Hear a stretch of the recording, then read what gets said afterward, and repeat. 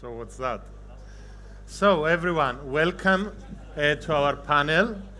I'm quite excited for moderating this panel today because some good friends of our strategy are sitting next to me today.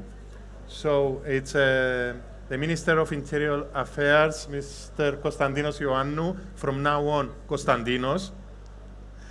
Clive Ryan, who is coming with a huge experience in senior executive roles in Meta, in Microsoft and Accenture from Ireland, and Alexey Gubarev, a very good partner at TechIsland, co-founder of Palta, and an entrepreneur who is calling Cyprus as home. So today's discussion is about the global blueprint for retaining tech talent, Cyprus strategic approach. So this as a title sounds very posh, very promising, and we shall be realistic here. We have in front of us a very simple strategy in my approach, a strategy that actually we as tech companies within TechIsland, we are following. First of all, we need to attract talents to Cyprus and attract companies. Then we need to make sure that with our policies, we retain those talents for a long period to Cyprus. And the third part is to upskill the local workforce in order to blend with our expat tech specialists and create a great ecosystem for Cyprus. So this is the frame that I would like our discussion to follow today. And I will go actually directly to the minister. So Cyprus has been successful in attracting international companies, especially in the last period, and top-tier talents. While this is a significant achievement, as you understand, it's not enough. We would like to hear from you, how is it possible to retain this momentum and make it even greater? And you have supported the growth of the sector personally, Konstantinos, and we have discussed a lot of time together with you, and you have actually found a lot of solutions for us, and you have been very helpful. So what is the government's visions and objectives in order to keep this moving? So, and of course, what are the next steps? Thank you, Valentinos. Is it working now? Okay. Thank you, Valentinos, for the introduction. First of all, allow me to congratulate you for hosting this fantastic event today, and for giving us the opportunity to, me personally and the government, to share our initiatives, our strategy, and what we tend to do with regards to the ICT sector. I'm sure everybody understands the significance of the sector to the Cyprus economy. As we already mentioned various times in the past, it contributes 13% to GDP. And we as a government, we are appreciative of the trust that such companies are placing to Cyprus, and would like to give them the opportunity to express our appreciation. As you're aware, in last year, a strategy was drafted to attract businesses and high-skilled individuals, and in particular, within the businesses, in particular, ICT companies. We as a government, as a new administration, I want to stress out that we are committed to the vision set forth. That is, what is the vision of Cyprus with regards to the ICT business, is to establish Cyprus as a bustling regional center for ICT businesses, and I'm sure Alexey shares this vision, and furthermore, for Cyprus to act as a gateway into the EU, the European Union, for third countries. In order to achieve this, as I mentioned, we have drafted a strategy. The strategy, because in order to achieve it, it has certain initiatives and reforms. The most important of this is the fact that we have established the business facilitation unit, the personal income tax exemptions of 50%, the digital nomads visa, and at the same time we try to streamline the application process, the procedures for getting a work permit or a residence permit. Obviously, for the results so far of this strategy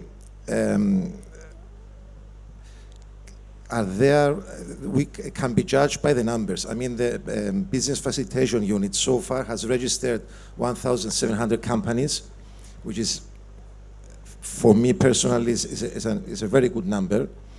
And just to give you some more numbers, in last year, we have received 13,000 applications for permanent residency from high-skilled people, employees, including over and above 12,000 family members. This year, the demand so far has been consistent. We have received 7,500 up to now, up to July applications. So one can say that the strategy so far has been successful. However, for it to continue to be successful, we need to monitor continuously, like the President said recently in a speech, the situation.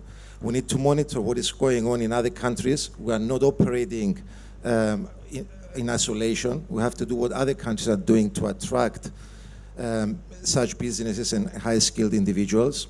And we also need to, most important and above all, to listen to companies that have already relocated to Cyprus, like this is Board, and I've listened very carefully to the problems that you are facing in your remarks before.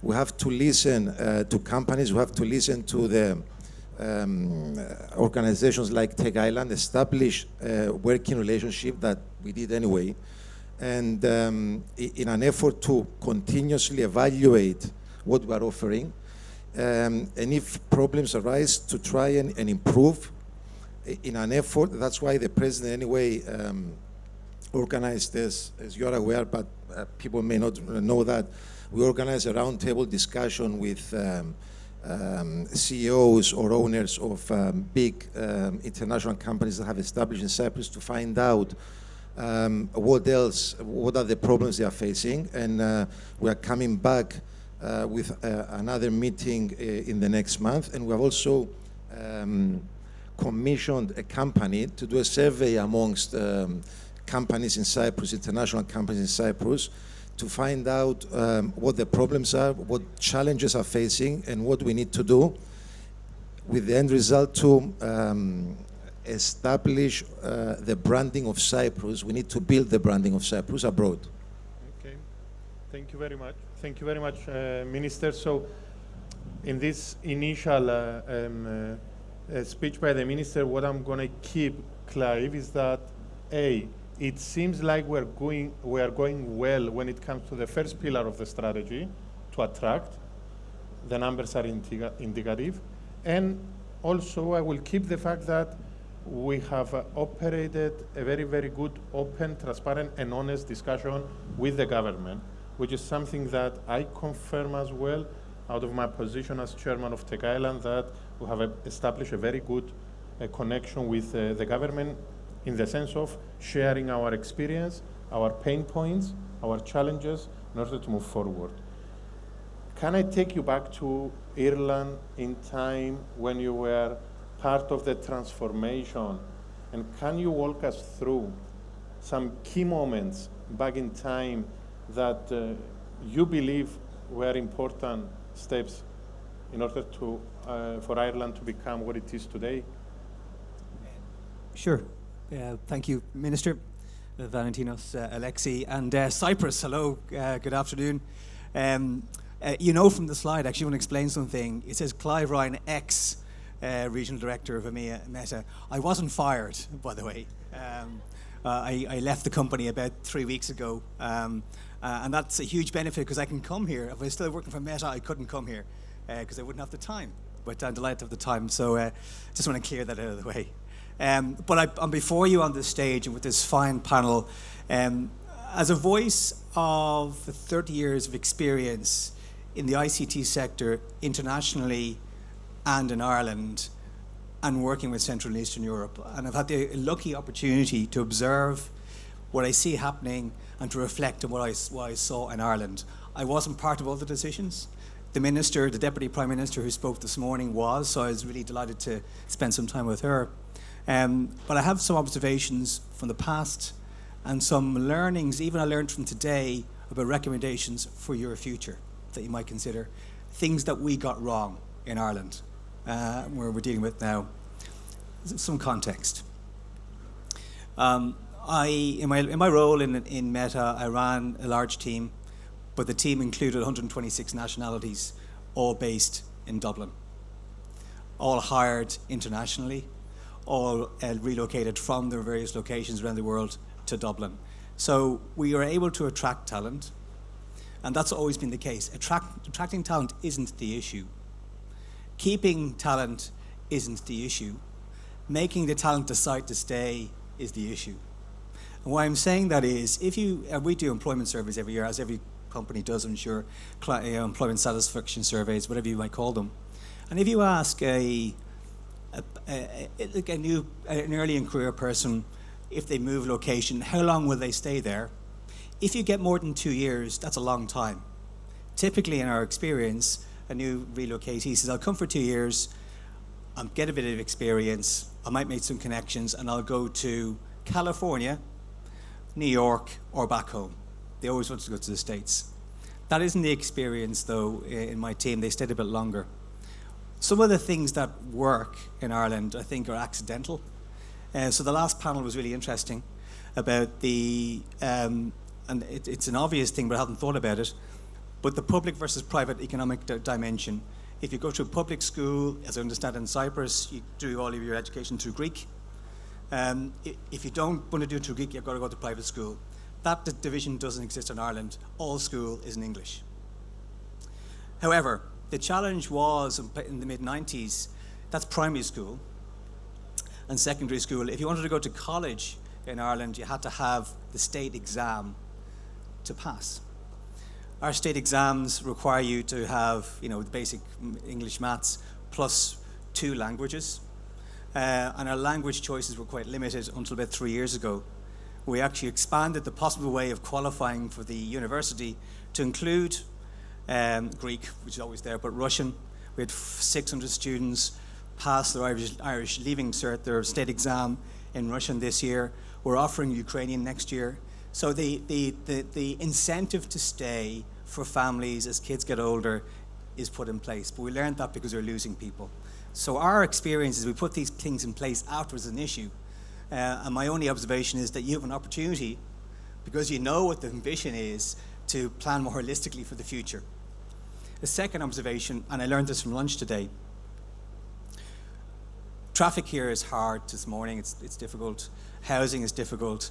But guess what? It's difficult in Ireland. It's difficult in Berlin. It's difficult in London. It's difficult everywhere. But you know that you want to attract more people. And you know you want to do more and more of that. So Minister Harney, who spoke this morning, said, when we're doing long-term holistic planning, we did this a lot in Ireland, do it in industry, do it with the government, do it with educators. I buy that. But the thing I really highly recommend, do it with your urban planners too. It's important urban planning is included in the long-term planning for tech in Cyprus, because you will need to know what you're trying to provide for. There's an amazing statistic this morning for the ex-finance minister said, you've actually got space in the residential zones to accommodate 5 million people here. And I heard over lunch as well that the land mass of Cyprus is the same, give or take, as Israel and Lebanon, and they have populations of 7 million each, where you've only got 1 million. You have enough space, you have enough zoned land, you don't have enough construction. Now, we got that wrong in Ireland. We didn't plan appropriately, and we've ended up with urban sprawl, which then impacts on quality of living. So you can actually plan for that in the long term now, avoid urban sprawl. There's one example I can think of in our past that we talked about yesterday, actually. We piloted something back in 1959 in Ireland, where we had an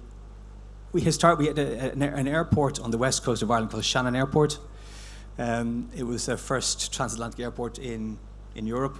And historically it did really well because planes had to physically land in Shannon Airport to refuel. But we knew in the 60s that technology was going to supersede. Planes could overshoot Shannon. So what we put in place was a set of economic incentives, education, tax, manufacturing relief, grants to attract industry around the Shannon area. But we also include urban planning. So we actually built the town before industry came. That was a good example. Now, we got it wrong. We didn't build it the right way. In fact, it's not a very nice town now, if I would argue. But we've learned a lot about urban planning. But that was a good example of trying to do something for the long term. And I know, for example, that at the time, because I have some family living in Shannon, that Shannon Airport became, I think, Aeroflot's international hub for going to the Far East. And it actually had a population of 10,000 Russians in Shannon way back in the 60s. It was a very successful story of integrated planning and education. So 2 tips. Think about inclusive education. It might be possible to get education, you've got to pay for it, but it's still segregated. It's like, public versus private, Greek versus English. That's not integration. That's just a way of delivering a service. And secondly, integrated long-term urban planning. Do it now, do it soon, don't wait 5 years. Thank you very much. Indeed, and I believe we have more to discuss about the Irish model moving forward, but I will keep what you have said in a way that I have identified through your presentation yesterday as well, that I had the opportunity to be there, that agility and constant reinventing public policies is something that has been crucial in order for Ireland to be always a step ahead when it comes to attract talents and big companies. Thank you very much, and we'll come back to that. Alexey, as an entrepreneur, you have a wide experience from other competitive, I will say, tech locations. Can you give us a bit of insight on how Cyprus compares to those other locations? Hello? Oh, okay. Hello, everybody. Okay, I have an opportunity in my life that I have offices in 21 countries in the world. Really know how it works somewhere, and where the challenges, And if you can tell that any country can be in top list, and that there is perfect, not one, not even one. Each one have his own challenges. And I'm telling you, Cyprus, especially now, is actually quite good. But if you speak about where some countries is better and what is challenges we are facing here, which we have to be addressed. For example, Dubai and Estonia is very nice digitalization process of the immigration procedures. Basically, in Dubai, you can finish your immigration process in 5-6 days, and you get a card. In Estonia is very nice system about digital citizen, where actually you're very transparent, also very fast to get procedures done. Then, for example, if you speak about this part, about tax incentive, especially after new legislation, Cyprus actually quite good. I mean, we cannot actually even tell that we're somebody behind. Only maybe one country where this even better is Singapore, where the tax is even much better than here, and Dubai, of course, but Dubai for me is a little bit artificial city, and I don't consider to be a main vacation for myself. But Singapore actually is a very good example about how it's doing, and there we just spoke actually with Konstantinos a little bit before, and consider for the large enterprise companies, they still have some significant discounts which they offer for companies as a tax rebate, which I believe you have to look and work more on that one in Cyprus to make sure that the big international brands come in here and stay here. This is very, very important to do it. But same in Singapore, to bring here actual employees is very problematic, and cost of living is much, much higher than Cyprus. And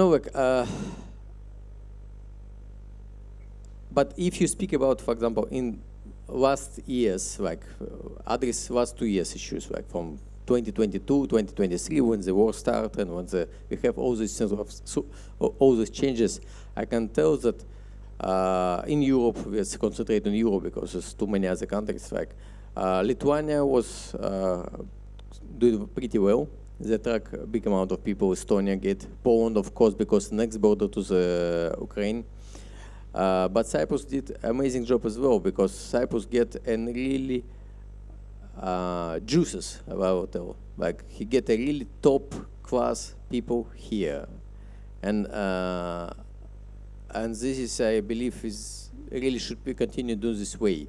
That we are getting the really high quality specialists with a high average salary, which these people bring GDP and economy on a different level.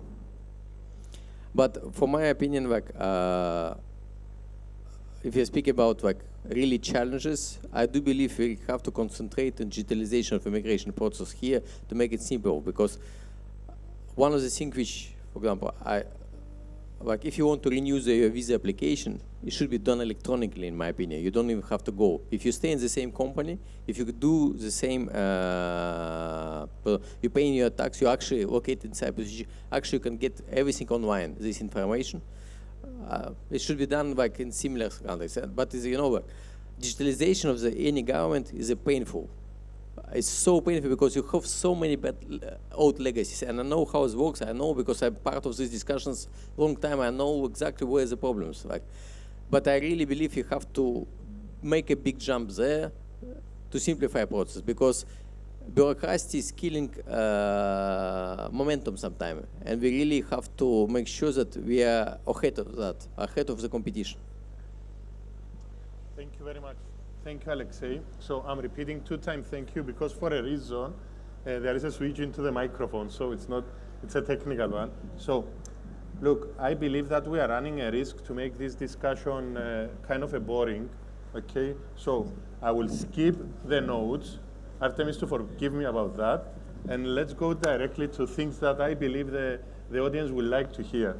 So again, strategy, Mr. Minister, Konstantinos. It's all about attract companies and talents. We are going well. We are facilitating this process. We're on a good track. Retain is the second pillar. A very, very basic part of this retention of talents.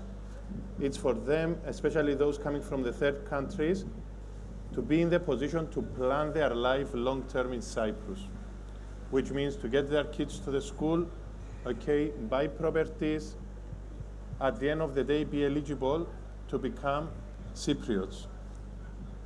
We have in front of us the naturalization bill that I know that you are aware, and we would like to hear something good from your side when it comes to the intention of the new administration and how things are moving. And of course, what are your expectations? I know that legislation is on the parliament right now.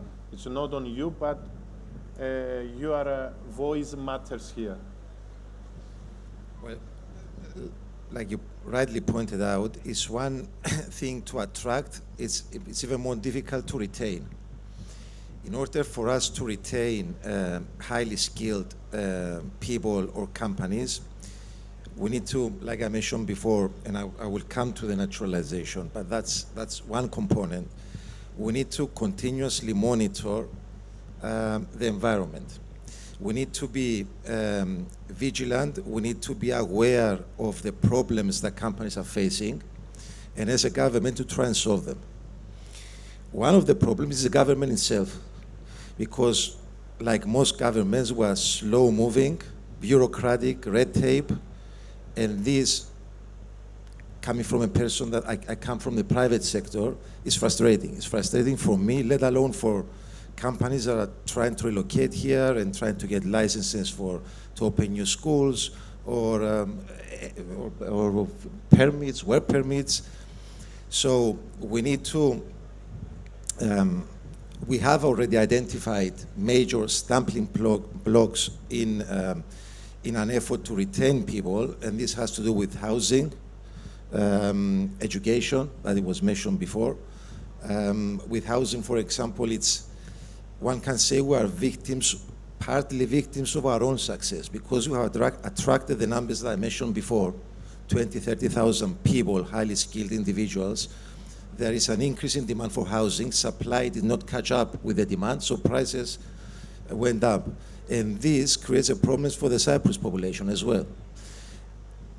Coupled with inflation, the problem with Ukraine and inflation that is created, it drove a lot of people outside the housing market.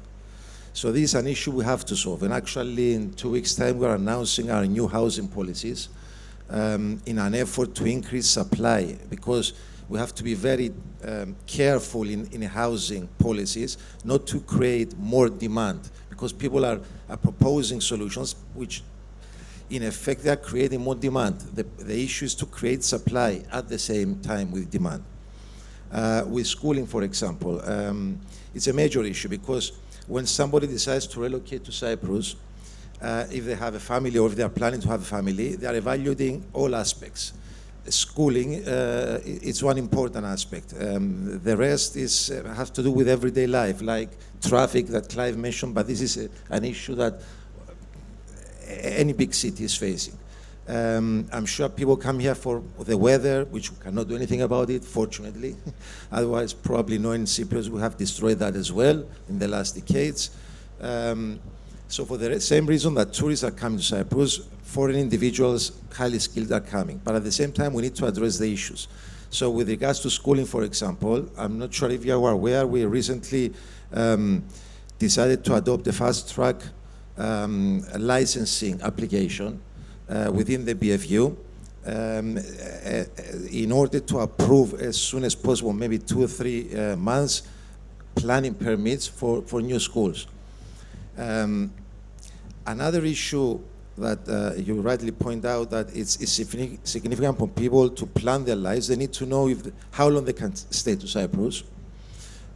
So the naturalization bill, we call it the civil registry bill, law, is extremely important. And we as a government, we definitely support it. Me personally and President support the amendments to the bill. Right now, it's in Parliament. It's expected to start discussing about it mid-October, and we're pushing forward with the other political parties to be approved and ratified by the end of the year. It calls for,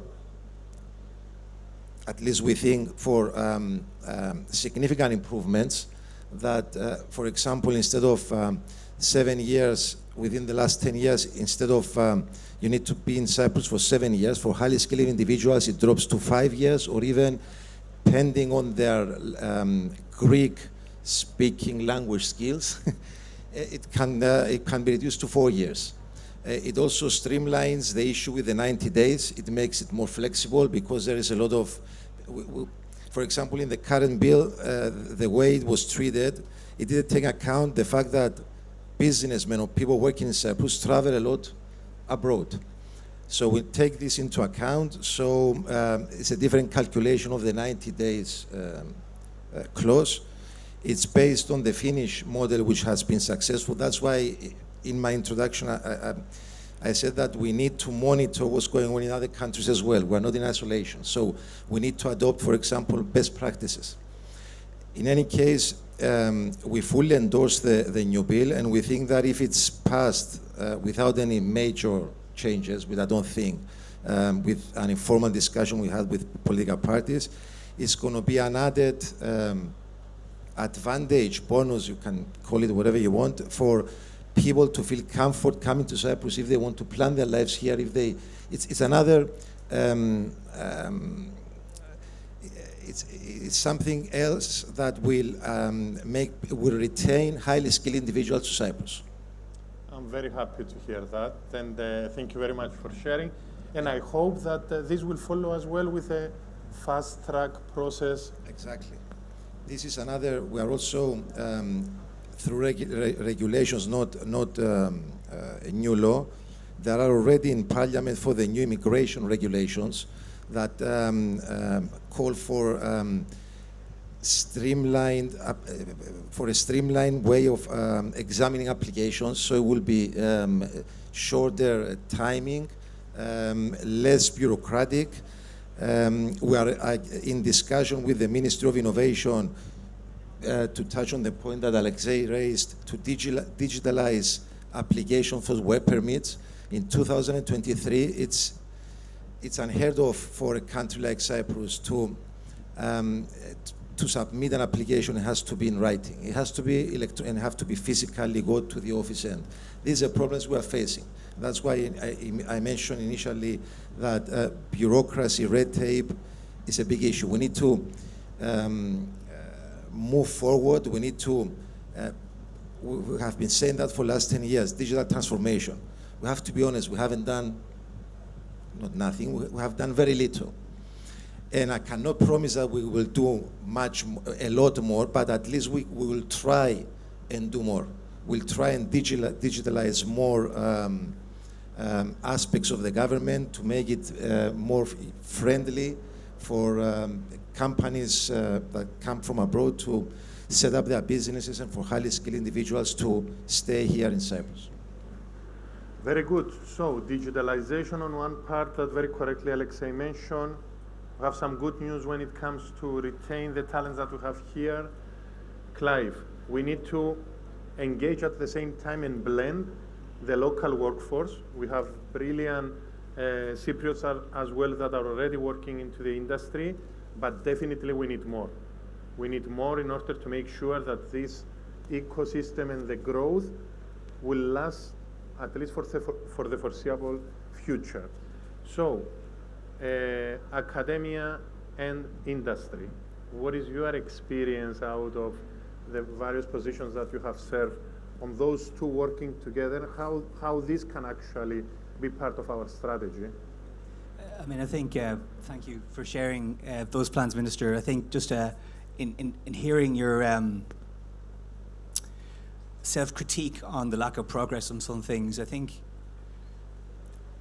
most governments I hear from, that's a challenge. I mean, you're being hard on yourself in some ways, digital transformation. I can't think of any government has transformed themselves very rapidly. Estonia, maybe, yeah, absolutely, yeah. They started later and they did it very quickly. They're a good example. So don't beat yourself up, it's not an excuse for anyone. I've got two thoughts. I'll come back to your question, but as we are talking about the bigger picture, how to connect education, industry, urban planning, health planning, because that's an issue for Ireland too. It brings you back to something which is unrelated, I thought, but could be related. And in order not to make this a boring talk, I always think it's important that a panel leaves maybe the audience with a pithy saying, a pithy theme. And my suggestion for that is something that I read about recently called cathedral thinking. I follow an economist and he's big on this, and he says, we're all incredible history here in Cyprus, 10,000 years, Greece, 10,000 years. You see these incredible buildings, incredible projects that our ancestors took on that took decades to finish. Massive constructions. You see in cities around Europe, massive cathedrals that took hundreds of years to finish. They were planned and they were delivered even when the original conceptualization of the cathedral was done. It was finished before the actual designers after they died. And we need cathedral thinking for these hubs, longer term thinking with all the stakeholders involved. It happens in Ireland. Education, industry is involved, government is always involved, yes. But the things that we forgot about, and we're only trying to correct now, is you can build infrastructure, you can build education systems that keep people, retain people. But when they stay, what happens when they stay? So you succeed in getting them to stay. What typically happens, and in my experience looking at hubs around the world, is, first of all, housing's okay, but leisure is not there. Health isn't there. That begins to fail. So every time you solve one problem, there's another problem. So by way of an example, we have, last year we issued 20,000 work permits for non-EEA citizens. It's our largest single year since 2014. It's been growing every year since 2014. We had a conversation last night about the blue card. Ireland does not have the blue card. we're not signatories to the EU Blue Card, so we didn't use the Blue Card. We do have a very robust and very rapid work permit system. There's 9 different work permits. I can share that later on. But what's interesting happened last year is that of the 20,000 work permits we issued, ICT wasn't the biggest category. What was the biggest category? Yes, healthcare. We have a problem in the health system in Ireland that we can't find staff. The demand is outstripped supply in terms of capacity, and we can't get enough skills in Ireland to the health system, partly because they're not there, partly because everyone wants to work in tech, not in health. So we're having to rebuild a health system by hiring overseas, and we're about 5-10 years behind where we should be. Don't make that mistake. So try and plan the cathedral thinking, plan beyond the retention, and start asking the questions, what if they stayed? What happens then? That's what we should think about now. Future thinking. Okay, that's good. Good challenges, and I actually enjoy the discussion today. It's a little bit random. I mean, some things are getting random in our discussion. Alexey, what are your thoughts right now after listening all of this discussion and after all these days that we have had the workshop with first of all, we had the meeting with the president, promoting our agendas, TechIsland, having the workshop about Ireland yesterday. How do you feel that things are progressing in Cyprus in our agenda? I'm in Cyprus 21 years. I see how it's progressing because in past 20 years ago, those donkeys passing on the street. Believe me, it's a big progression. But I believe it's an exaggeration. Okay, it was like that. Really, I was there. But the jump which happened during the last, I can say, 10 years, and especially then it was 5 years and the last 3 years, is so significant that this is, as Clive mentioned, basically we don't know yet where we will have a problem soon. And this is actually what I realized from the discussion yesterday with Mary, who's the ex-deputy prime minister of Ireland, that you really have to have a good plan and you really have to follow, because what's the good example of Ireland, they make a plan in the 60s, there was due adaptation of this plan all these years, but the plan was there. And each government who was coming in power, they was continuing to implement the plan. And this consistency of the reforms and the vision of the country, which make Ireland so successful to attract the big companies and big talents and to create some industries like biotech, which is actually, for me, it's a big surprise that actually in Ireland biotech is give bigger contribution to GDP than ICT. And this for me actually is a new information. I was really nicely surprised about that. And I think we have a really good cooperation with the government, and they really listen about industry, what's happening, what can be done more. But next step, in my opinion, should be really maybe a big work group, or which will be address possible issues like health, because that we have some hospitals, but do we have enough hospitals? I'm not sure. And infrastructure, we have nice highway which was built 10 years ago in Limassol, but it's enough, or we can have to do more if you want to be in 2035 as a vision of the country. And next step, in my opinion, should be more open discussion with the public as well, with the stakeholders of the other within the country, also with the international expert, which I find out is very useful. And also, that actually Ireland was, then when they're sitting inside themselves and they see pictures themselves only, they cannot get actually the vision and how it looks outside. And they was inviting a lot of international experts to get their opinion, what should be done. And this is also a very interesting lesson which I find out from yesterday's workshop. My opinion should be some kind of big workshop where we all together understand what should be done to be Cyprus successful 2035. Thank you, Alexey. Konstantinos, anything to wrap up the discussion? How you see things coming from your perspective as an ex-business man and right now a politician? I have to correct you there. I'm not a politician, but in any case. Okay, whatever. First of all, I agree with Alexey about consistency. Because when government changes, if you have a good plan, you need to be consistent. Otherwise, if government changes and you move in a different direction, you will never attract any more business or retain people.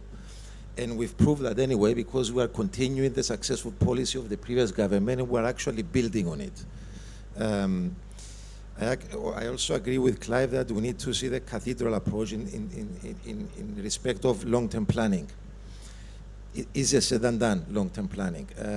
However, I think for us to be successful and to continue to be successful or even more successful in attracting businesses, ICT businesses, and instead of 13% of the GDP, move it to 15, 20% of the GDP, we need to engage more with the private sector. We need to be in discussions with you, and we've already started this process, because you are, in inverted commas, our clients, our customers. So we need to listen to you. We need to hear your complaints. We need to hear the stumbling blocks that you are facing, the challenges that you are facing.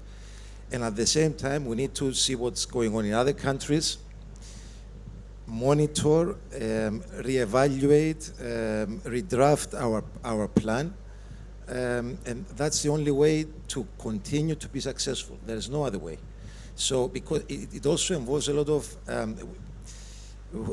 I have to say that it also involves a lot of different ministries as well. So within the government, we need to coordinate. The representative of the Ministry of Education was here before, so a big issue is Ministry of Education, Ministry of Interior, because we have the land permits as well. We have a lot of responsibilities anyway, but other ministries are involved. So as far as the government is concerned, we're already coordinated between us, the different departments, but we need to engage you, we need to bring you in, and together try and identify the problems and come up with solutions. We are here to support, and the community is more than willing to be part of actually creating our future. Yesterday you have described it as hacking our future. Clive, any final thoughts? That's the building. My presentation, we had a discussion yesterday where I used the theme hacking the future while walking from the past. Your past is glorious. The past to today is glorious. Keep it glorious. But that glory can run out quite quickly if we don't plan for the long term. Thank you very much. Alexey, last word.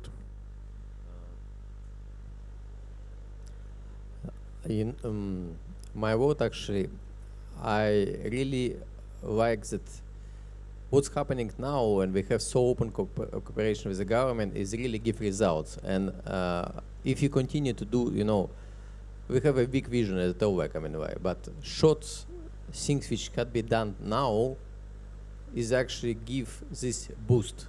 You can prepare a plan for 5 years, 7 years, 10 years, but sometimes you have to do like quick decisions about let's do this because it's help to fix problem right away.